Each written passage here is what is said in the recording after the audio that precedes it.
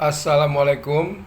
Video ini kita coba jelaskan tentang sebuah mesin cuci tabung atas dengan dua pintu, di mana kasusnya adalah gearbox dari proses washingnya bermasalah.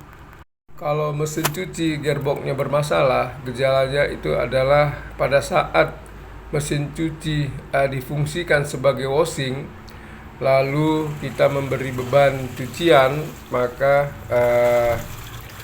penyuci itu tidak akan berputar, atau kadang-kadang sekali berputar, kadang-kadang juga tidak berputar lagi. Kemudian timbul suara yang berisik. Nah, jadi kalau itu kasusnya adalah bisa dipastikan dari fungsi gearbox dari mesin cuci itu sudah bermasalah. Nah, bagaimana cara mengeceknya? Dari hasil dua gearbox yang kita coba tadi, ternyata gearbox yang sudah bermasalah terlihat oblak pada bagian as untuk meletakkan pencuci. Kemudian kita lihat kalau kotor begini, maka berarti sealnya bocor. Maka kita coba bersihkan debu-debu atau kotoran yang menempel pada sealnya. Sedangkan yang masih bagus seperti pada gambar ini terlihat padat, kemudian tidak oblak asnya tadi, lalu sealnya itu masih tidak ada yang sompel ataupun pecah. Nah, jadi kalau kasus mesin cuci tidak bisa mencuci atau selip pada saat mencuci, bunyi kerosak-kerosak, maka kita bisa pastikan gearbox ini yang perlu kita ganti. Yang menjadi sulit adalah bagaimana mengeluarkan gearbox lama ini dari mesin cucinya. Kebanyakan kita harus membongkar seluruh seluruh tabung ataupun bagian casingnya dari bawah. Lalu yang rumitnya lagi adalah sistem pengkabelannya nanti. Tetapi di sini kita ambil cara trik yang lebih simpel. Setelah kita lihat tadi sealnya bermasalah, kemudian putarannya juga sudah mulai tidak lancar. Artinya kenapa? Karena memang masa pakai lalu masuknya air ke dalam as tadi, yang menyebabkan di dalam gearbox ini ada gear-gear kombinasi yang membuat tenaga mesin cuci itu sanggup memutar cucian sesuai dengan kapasitas mesin cuci tersebut. Nah, setelah seal tadi kita lihat bermasalah, maka bagian ini juga perlu dibersihkan supaya tidak ada lagi celah-celah air yang bisa menetes ke bawah. Nah, coba kita perhatikan, saya di sini tidak membuka bodinya seperti biasanya dikerjakan. Tetapi saya di sini kenapa bisa memasang gearboxnya tanpa membongkar semua casing dan juga mengangkat tabung atas. Nah, di sini triknya adalah kita gunakan obeng panjang seperti yang saya pegang ini. Kemudian kalau ini adalah proses pemasangannya, berarti kalau untuk proses pembukaan dari baut gearbox itu, nah, perhatikan bagian yang saya lubangkan ini.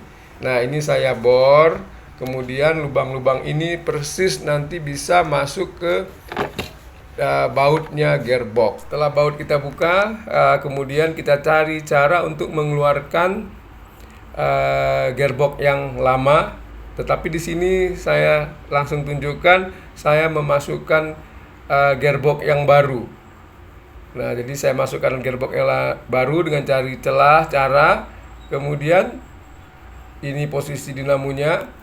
Nah, setelah kita pasang gearbox, nah, kita tinggal memasukkan obeng panjang tadi, menyesuaikan tempat baut dari masing-masing posisi baut gearbox tersebut.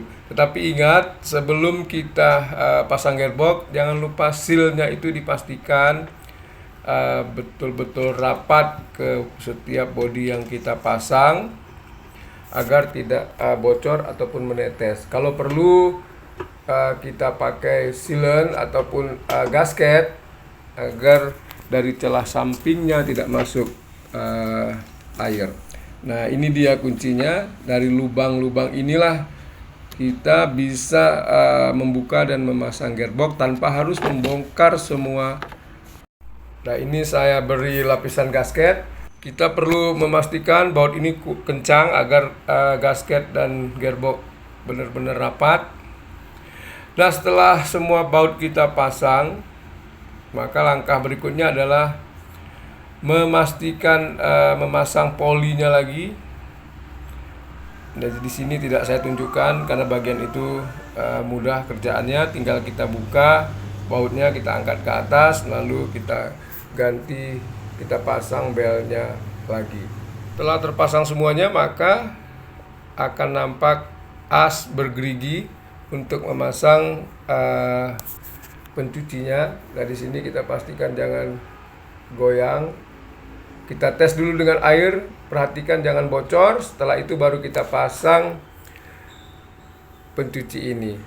Nah, ini harus dikencangkan pertama dengan baut agar dratnya tidak rusak. Kemudian setelah agak kencang, sangat perlu kita kencangkan dengan bor agar betul-betul mengunci. Biasanya kalau dengan tangan, ketika nanti mencuci pakaian yang banyak ataupun berat, maka mesin cuci ini bisa lepas lagi alat untuk pencucinya tersebut. Nah, ini Anda lihat, tadinya saya mau bongkar, tetapi saya pikir terlalu repot, maka akhirnya saya cari cara seperti itu. Dan setelah selesai kita tes.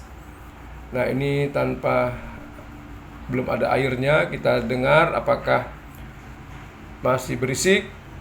Ternyata setelah kita pakai tambahkan air dan kita cuci, mesin cuci ini sudah normal kembali. Nah, ini Anda lihat posisi dari masing-masing dinamo. Yang pertama tadi dinamo washing, kemudian dinamo spin.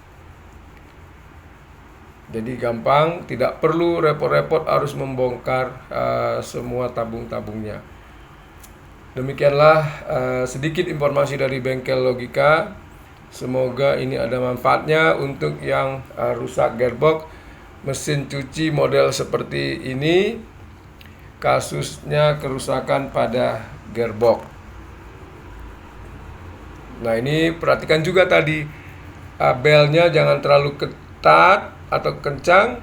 Jadi kita normalkan saja sedang. Lalu kita coba cek dengar. Ketika kita uji begini, kita cek juga air apakah ada menetes. Kalau menetes maka harus dibongkar ulang supaya gearbox tidak cepat rusak dan rembesan air mengenai dinamo yang bisa menyebabkan nyetrum mesin cuci ini. Assalamualaikum.